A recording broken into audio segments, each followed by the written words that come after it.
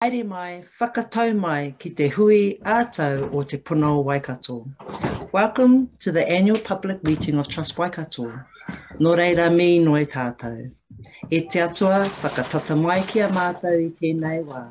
Arahia i wā mātou mahi, kia mārama, kia tika, mō te puinga o te katoa, rire hau, pai mārire. Thank you, Rongo, for that welcome, and welcome all to the APM for 2021. Again, we're seeing it in an unusual situation. Last year, we did it virtually, and we didn't think this year we would be, but we are. And a thanks to my team for getting everything organised and underway. My job tonight is to do a little bit of housekeeping, and I'm struggling to figure out how I'm going to send everyone to where there are safe ways to go. But if your house is on fire, please leave and get out of there and ring the fire brigade. You all know where your own bathrooms are, so I don't need to talk to you about that. So good luck on that. The meeting structure for today is that we have had the meeting part, the formal part of the meeting has happened already in our board meeting today. And we are now just going to go through our chair's report with Vicky McLennan as our chair, and our financial report, Chris Flatt, who is our deputy chair, one of our deputy chairs and chair of the Finance Audit and Risk Committee meeting. Everyone should have access to the question function within Zoom. So if you have questions, please leave them there and we'll attempt to answer them as we go along. So without further ado, I'd like to welcome Vicky, who was actually reappointed last week to the Trust for another 4 years. So congratulations on your reappointment, Vicky, to go through the Chair's report. Thank you, Dennis. Tēnā koutou katoa, ko Vicky McLennan taku ingoa, no mai, haere mai ki tēnei hui. Great to have you with us this afternoon, and I'm delighted to move straight into my Chair's report for the year ended 31st of March 2021. And we're all well aware of what a unique and challenging year it proved to be as COVID-19 invaded our shores and changed our lives. You'll remember we began the 2021 financial year in lockdown at alert level 4 as we all went into self-isolation, and we ended the year as one of the few countries who had managed to eliminate the virus, or so we thought. And here we are again, back in lockdown and facing the additional trials associated with the Delta variant. Over the year, as a community, we experienced extraordinary challenges, change and continual adaptation. Across the Waikato region, community groups and leaders stepped up to look after our most vulnerable. And as an organisation, we were humbled to witness the strength, aroha and the mana enhancing action that ensured our people were supported in unprecedented times. To meet immediate community needs, Trust Waikato established a COVID-19 response fund of $1.5 million, which was distributed quickly to groups working on the front line. In order to identify and coordinate where the funds were most needed, we collaborated with other Waikato funders as part of the Community Funders Group. And in response to alarming signs of racism and bullying, which emerged during the pandemic, the campaign Kotahitanga Through Creativity was developed by Creative Waikato. This campaign involved 17 Waikato artists who were selected to share their voices through art and thereby initiate crucial conversations around unity and belonging. Kotahitanga Through Creativity continues to evolve and aims to embrace new understanding of all cultures so we can flatten that curve on racism. Over the last year as a trust, we've worked alongside our communities to enable the ongoing action that's needed, and 567 grants totaling almost $16 million were approved towards capital projects, community impact projects, and community response activities. As a trust, We aim to enable a resilient community response to need and to ensure true kaitiakitanga or guardianship of our resources for future generations. We've thus begun redefining our relationship with the three strategic po of te tiriti o Waitangi, climate change and equity. We're committed to enhancing the impact the Trust can have by ensuring equitable distribution of resources. Te tiriti will inform our direction and the values of Te Ao Māori, Mātauranga Māori and whakapapa will guide our actions. Trust Waikato is also committed to a low emissions future and will be actioning our climate change framework across the key areas of operations, grant making and our investment portfolio. During March of 2020, you'll remember investment performance was strongly impacted by the COVID-19 crisis. However, I'm delighted to report the markets bounced back strongly. And for the year ended 31st of March 2021, the annual return on our investments was a healthy 18.1%. And trust funds are now valued at 442 million, and we have healthy reserves, which will allow for consistent granting in the years ahead.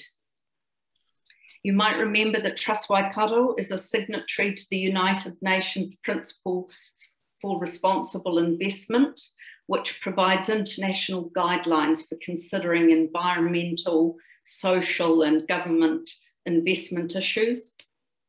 And the Trust is continually working to improve its practice across all these areas.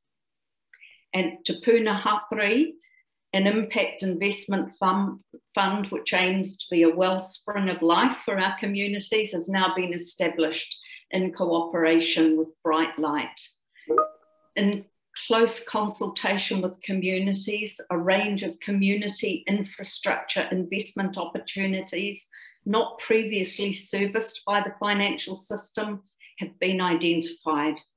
So this fund is a groundbreaking way for progressive investors to effect community level change and is the direct result of us listening to our communities. Its ultimate success will be measured by the outcomes for those communities and will be evaluated from their perspective. So, the past financial year was undoubtedly a testing time for all, and the challenges are enduring as we all learn to live with a very different global reality. But over the coming year, Trust Waikato staff and trustees look forward to serving by further understanding the needs and identifying the opportunities to make systemic change. And we thank you all for your dedication and commitment to making a difference in our communities. And I'd just like to remind you at this point that a copy of the full annual report is available on our website. Should you want to read it, that's at trustwaikato.co.nz. And just before closing, I would like to take this opportunity to thank our two retiring trustees, Trevor Follows and Liam Kidsley, for their valuable contribution to the Trust during their respective terms. And it's also my pleasure to congratulate and welcome recently appointed trustees Mike Noonan and Rob Dole, who had their first Trust meeting today, albeit virtually. I'd also like to thank the Deputy Chairs, Chris Flatt and Janice Ekatoni, and indeed all the trustees for their wisdom and their ongoing support. And finally, I must acknowledge the inspiring and proactive leadership of our Chief Executive, Dennis Turton, and the passionate commitment of all of the staff at Trust Waikato. As a team, they ensure the well-being of the communities, always front and centre for our organisation, and they're constantly seeking new ways to provide more impactful support, and we're grateful to you all for that. Ngā mihi mahana, Warmest wishes to you all, and I will pass over to Chris Flatt, Chair of the Finance, Audit and Risk Committee, who will present the financial statements.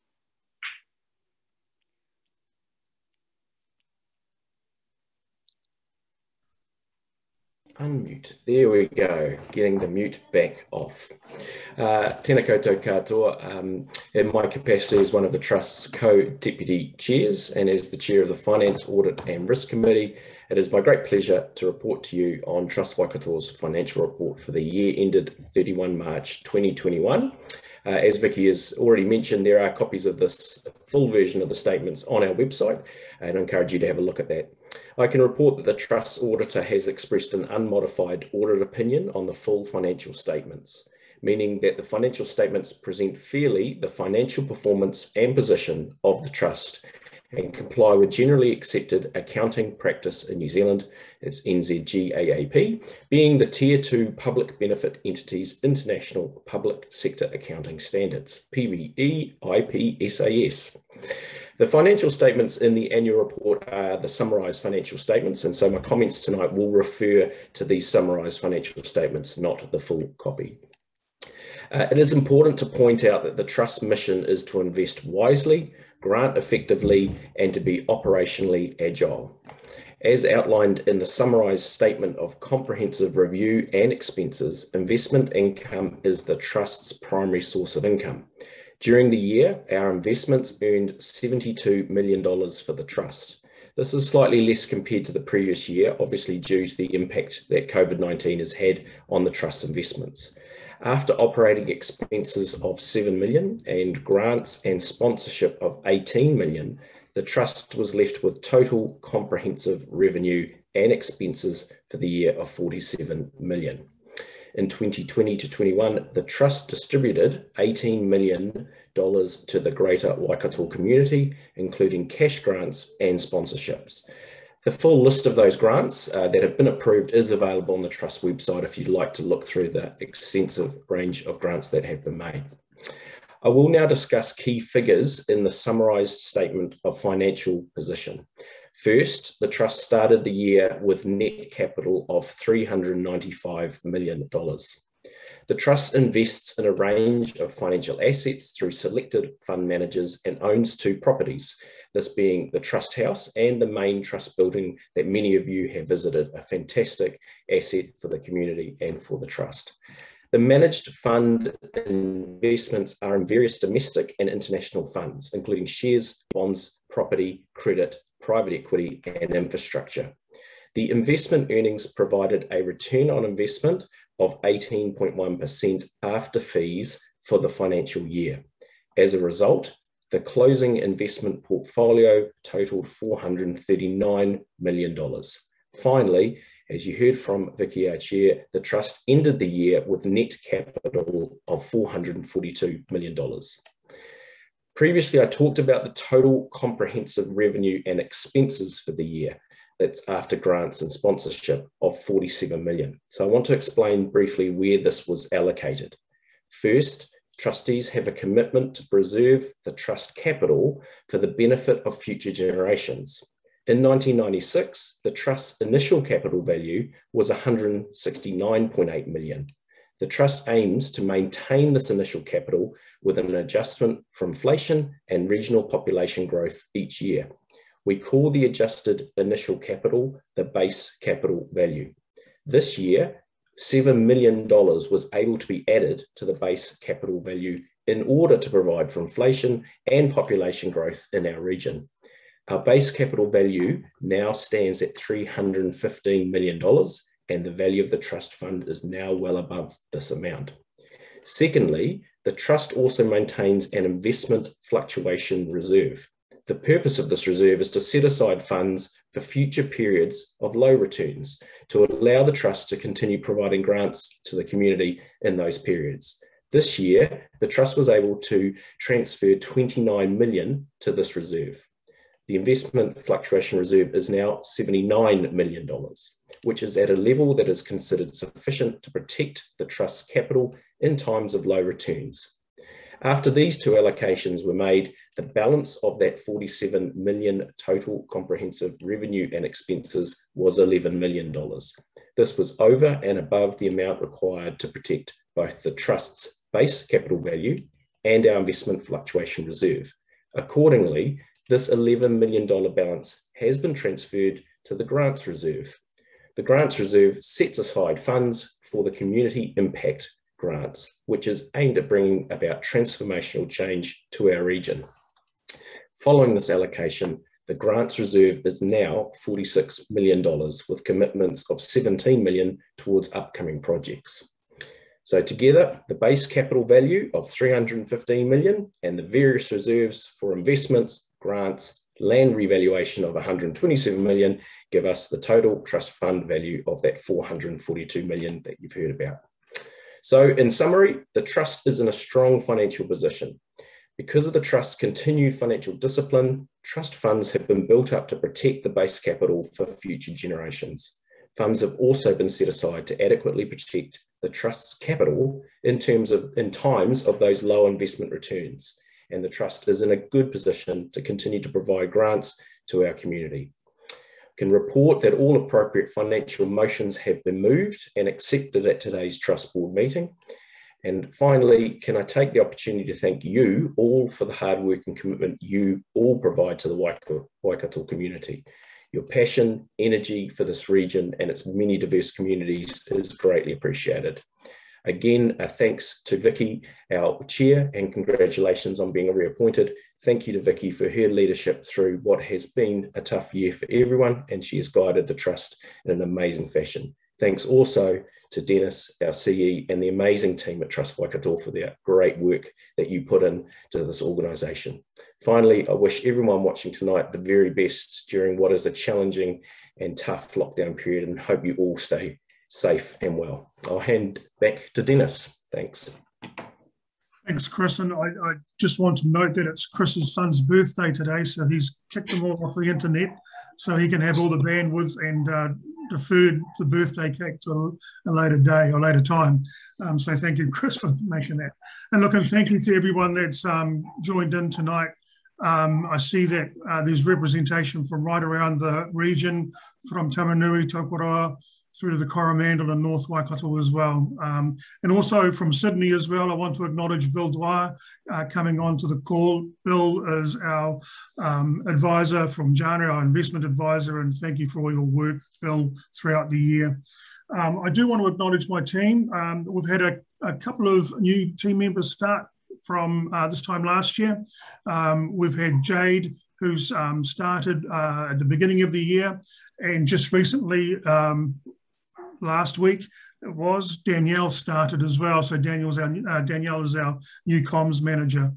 We also have a new Trust baby. So we haven't had a Trust baby for a long time, and I know Mel's on the call as well. So Mel, I hope the baby is sleeping and you're catching up on sleep.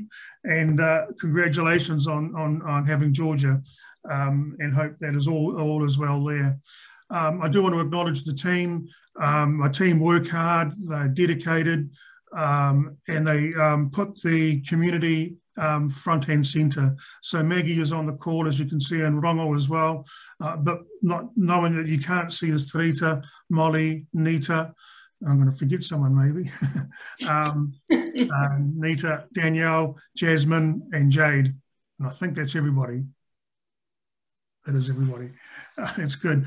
So look, it's a short, sharp meeting tonight, but we understand the Zoom fatigue that everyone has, understand the need to connect with your families at this time, especially through COVID, and thank you for all the work that you do in the community. We do really appreciate it. And our small part hopefully goes away to ensuring that you can do a great job with your communities. I'd like to hand back over to Rongo to close off now, and thank you very much. Kia ora tātou, hoi anō, kia kaha tātou, kia kaha ki te noho haumaru ki tō koutou kāinga, hoi anō. Kia tātou katoa, te ata whai o tō tātou ariki a ihu karaiti. Me te aroha o te atua, me te whiwhinga tahitanga ki te wairua tapu. Ake. Amen. Pō mari koutou.